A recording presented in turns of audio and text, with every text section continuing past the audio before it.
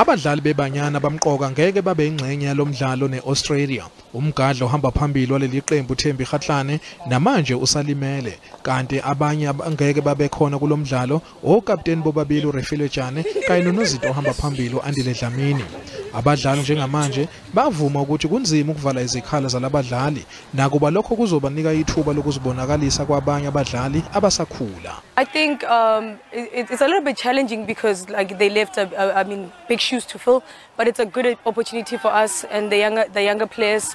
Lo mdlalo uyingxenye yemidlalo yokuzilungiselela imidlalo yeNdebe Yomhlaba iqembu selingene lokwesibili emva kokuzibula kuyo eFrance ngo-2019. Coach made it clear that we need opponents that are going to challenge us and prepare us well for the World Cup.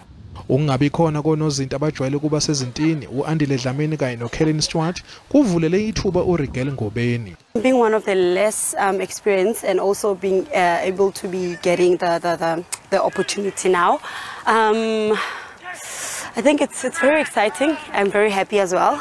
Kodwa kuba khona kukaJermaine Siyoposinwe kanye noLinda Motlalo kuzonika iBanyana amava afunekayo kulomdlalo. It's also important to boost our confidence and also as a team as well as individual being able to partake and competing with one of the best teams. INingizimu Afrika izoba ngelinye lamazwe amane ase-Afrika azobamba iqhaza kulomqhudelwano wamazwe omhlaba. Amanye amazwe amathathu iZambia, iNigeria kanye neMorocco. Umqhudelwano weNdebe Yomhlaba yabesifazane izosingathwa ngokubambisana amazwe amabili, Australia neNew Zealand.